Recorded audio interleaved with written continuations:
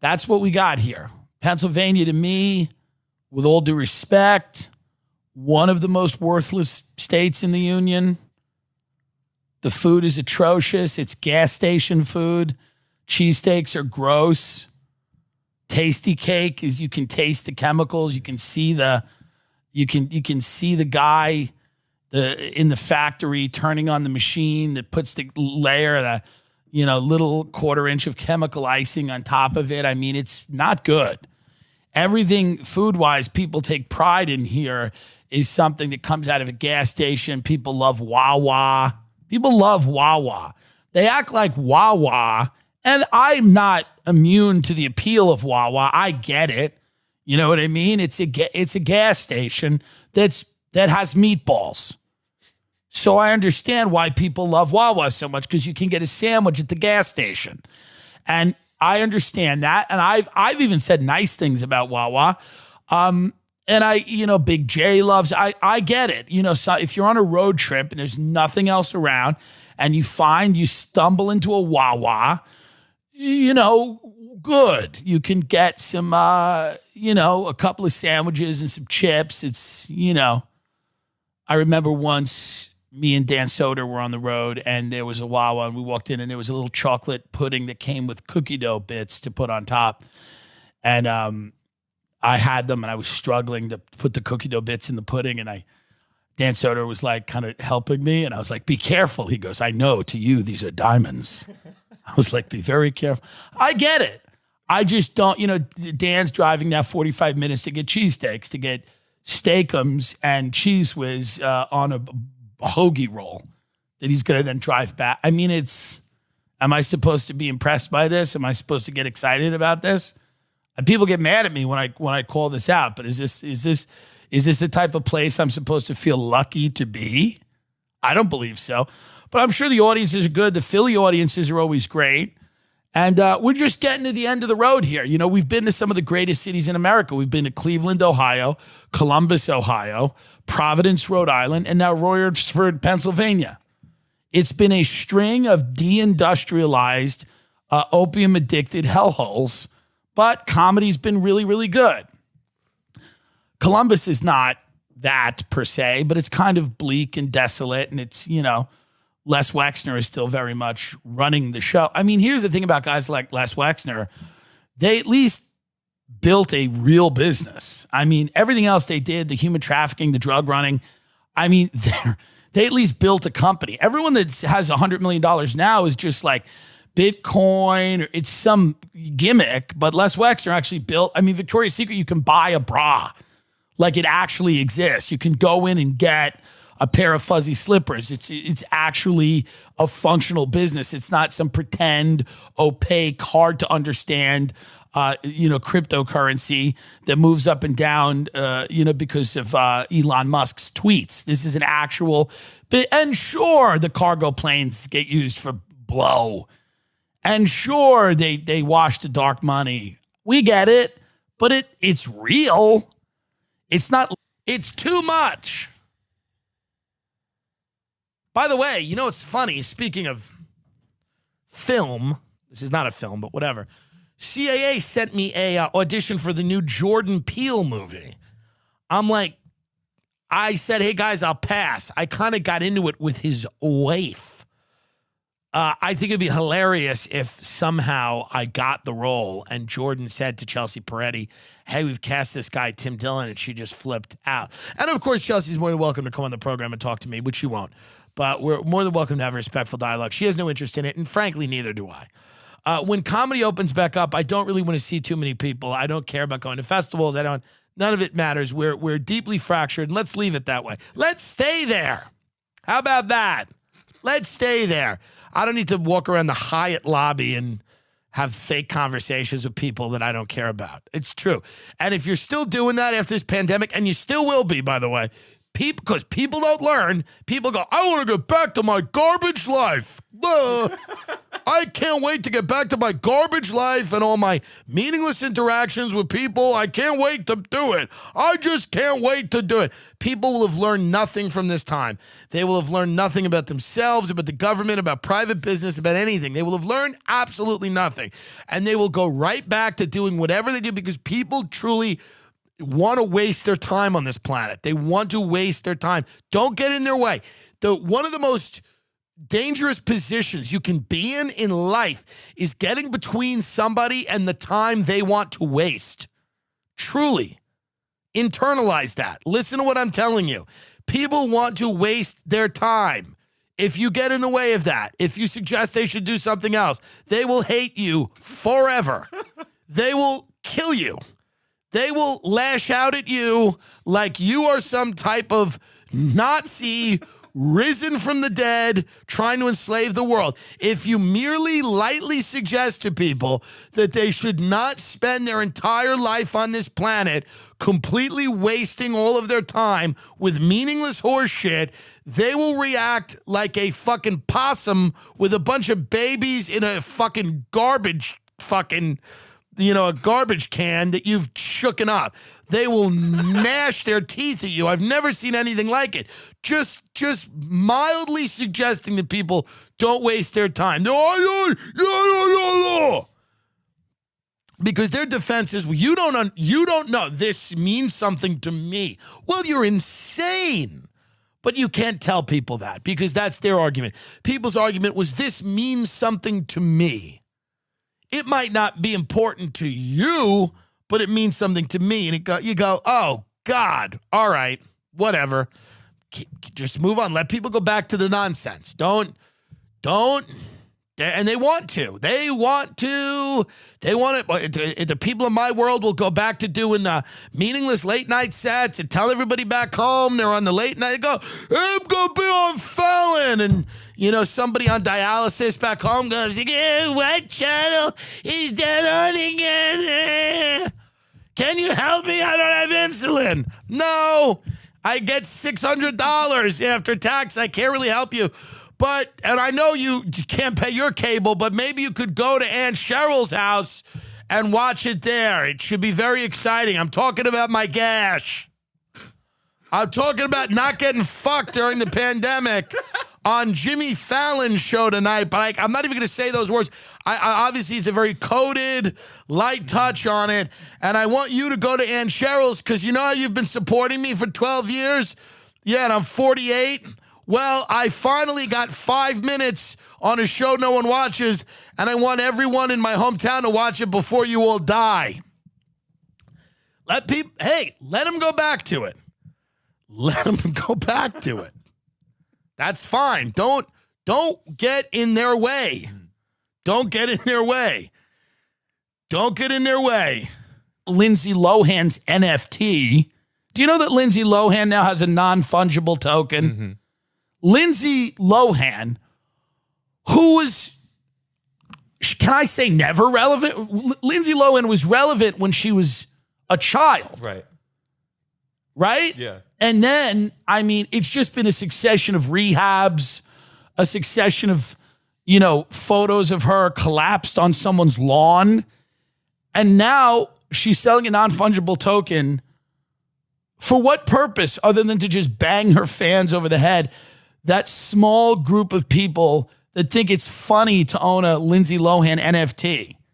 What is the artwork on it? What does it even look like? She's holding up a diamond, the Ethereum diamond, the crypto she loves, and that's it. It's just covering her eye. Does she have real money in crypto? Apparently, she's all into crypto for the past year now. Her and Soulja Boy have been going hard on the crypto and the NFT. How much is her NFT? How much is a Lindsay Lohan token? She sold this for $17,000, but she donated it all to Save the Children.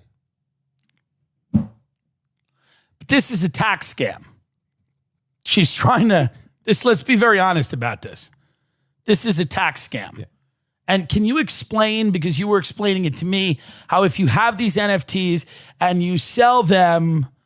And by the way, just because it is a scam and I'm identifying it as such doesn't mean or shouldn't restrict me from getting involved in doing it. So don't be one of those people who go, oh, last episode you said it was a scam, and the next episode you're selling it to us. Don't be that. Don't do that. Now, we don't have one, but I'm saying if we're to give one or get one, if we're to pump one up, we might. Ours is not going to be a scam. Theirs is a scam. Do you understand? Lindsay Lohan's a deflating balloon. We're on our way up. So if you get involved on the ground floor of what we're doing, that's a good move. But Lindsay Lohan, I mean, there's nothing left here. What's the last thing she did? Laurel Canyon with Bret Easton Ellis? That guy who says, Tim, can you do my podcast in 3 years? And I go, what? He goes, it's a Patreon-only podcast. We'd like to book you in November. Me and my boyfriend are huge fans. I'm like, how about, because I asked him to do my show. I'm like, how about you do my show because it's relevant, okay? What's the last thing he's written, by the way? What's the last thing he's done? Bret Easton Ellis. What's the last thing he's done? Laurel Canyon with Lindsay Lohan. What? She was in that, I think. Yeah, she was. She was. And a porn star. And by the way, Bret's done some great stuff, so we're not, no shade to him. But when I ask you to be on the show, say yes. Don't tell me you have a Patreon-only podcast. You'd like me to do it. Oh, he released his first piece of nonfiction. It was that one called White. It's a collection of essays on contemporary political culture. Remember, it was really like, yeah. Who cares? Anyway, I'm doing BFFs with Dave Portnoy and Josh Richards. I'm very excited about that. I like Portnoy. We make fun of the Barstool people sometimes, but I do like them a lot, and I think they're a force for good overall in the media landscape. So we'll be doing that podcast on Tuesday. Very happy about that. And Bret Easton Ellis, the offer is still on the table. So if you and your boyfriend have the time, you could come in and chat with us about what it was like to make Laurel Canyon with Lindsay Lohan and where you think her coin is headed. Now, how many Lindsay Lohan non-fungible tokens are there? So far, there's one. There's one token for $17,000. Yeah. And who bought that? Just some guy. His name is. Let me find his name here, because what they do is they buy it and then someone outbids them. Because so people don't buy them to own them; they buy them to then sell them for a higher price. So they get traded all the time. Like Mark Cuban right now is. Do you know Mark Cuban is selling his tweets as NTFs? I've heard that. Yeah. Or NFTs, excuse me. When I said this was the era of fake business, I had no idea how correct I was. I had no idea how prescient that rant would be and how far this would go. Oh, yeah. We're selling nothing. Mm-hmm. I mean, this is literally nothing now. Celebrities, what did Kings of Leon do? They just sold an album for $6 million. Yeah. I mean, this is just, it seems like from far away, a bad faith attempt to milk the last amount of remaining money from your fan base. Mm-hmm.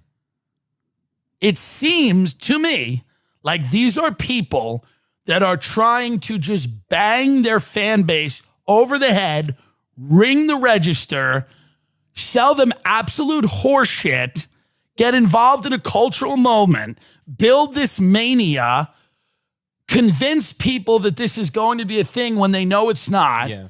It seems like a horrible thing to do. How would we get involved in doing it if we wanted to? Well, what would be the first step?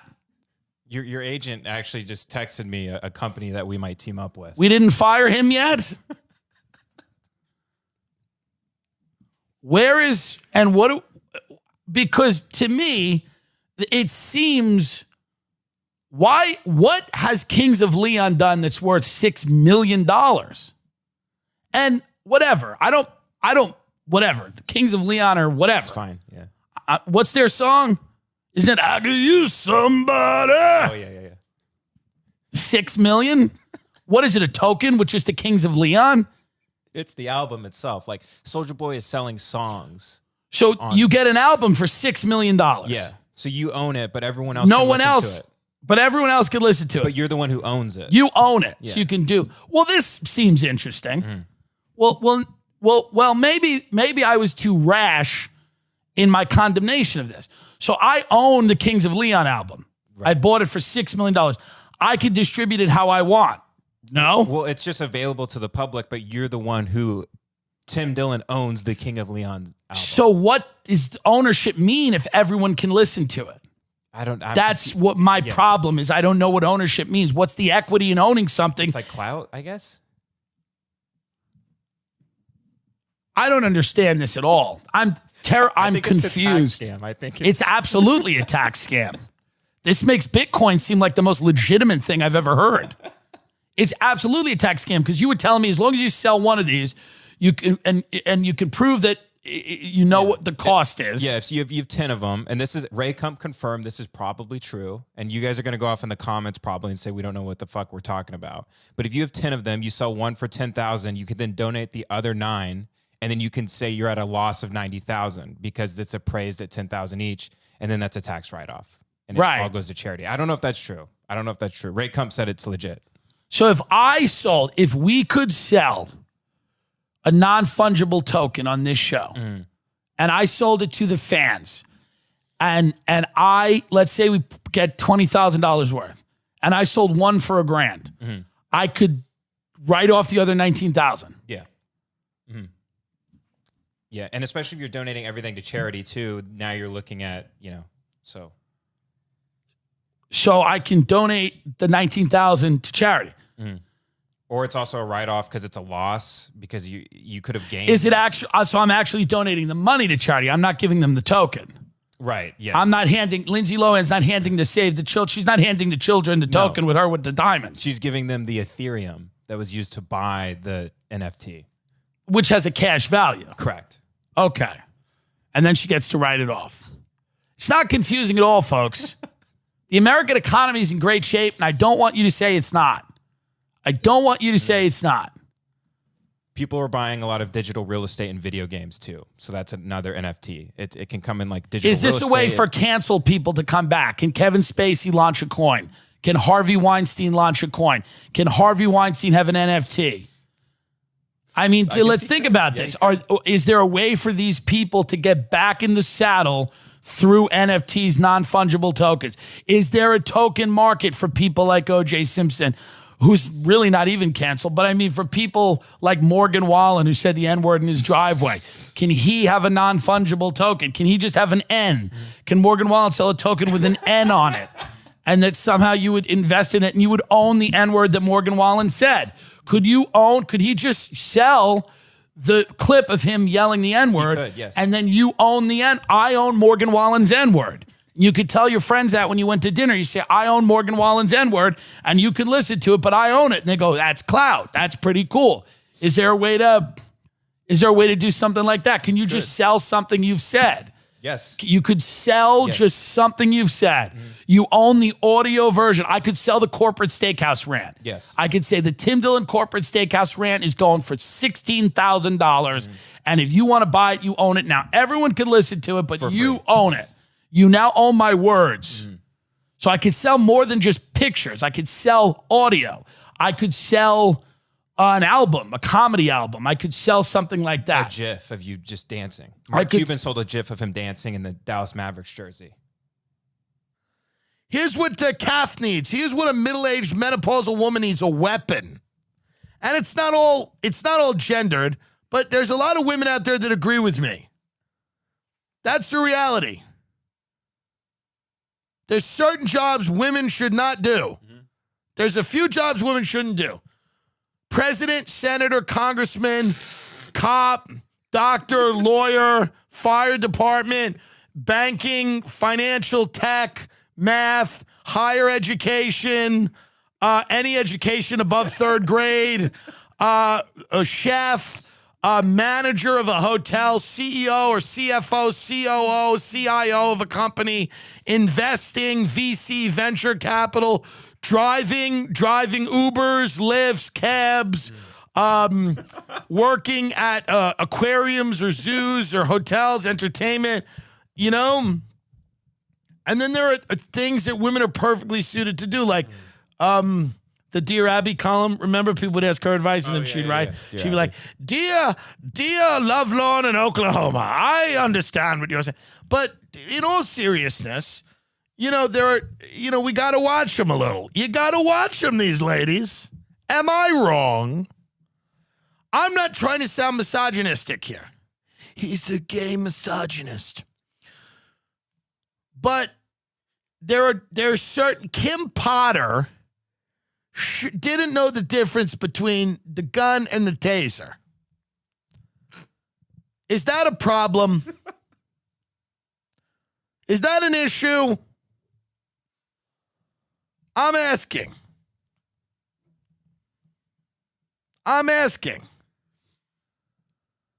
How about,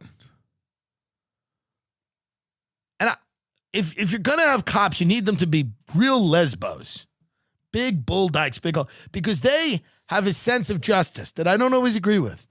But Kim Potter, I believe, can we find out she's a heterosexual before I make this point? But I believe Kim Potter, husband. Yeah, she's got a husband. This is a problem.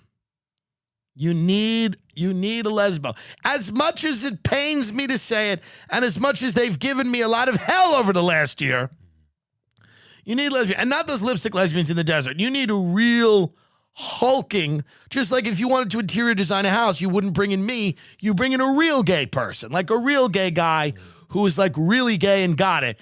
When you have a woman cop, she needs to be a real lesbian, like a barn-raising, dykes on bikes lesbo, because then men will respect her.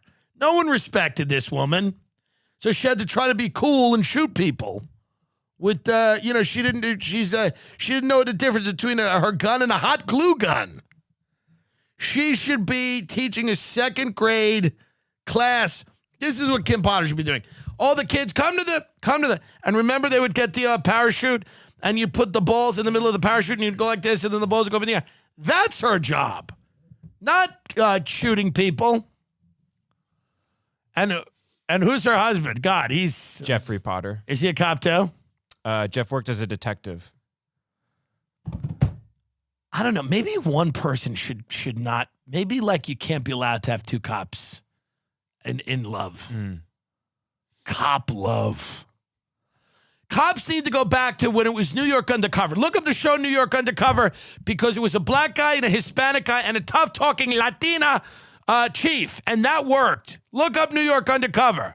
Lauren Velez, Malik Yoba. Oh, Patty d'Urbanville was the chief. Yeah, get this. Patty d'Urbanville. Okay. Yeah, she was the chief, and she made sure everything was fair. God, is she better rough. She looks good. She was the chief. And then there was Malik Yoba and Michael DiLorenzo and Lauren Velez. They were all detectives. And then the lieutenant was this woman, Kim Potter, it looks like, actually. But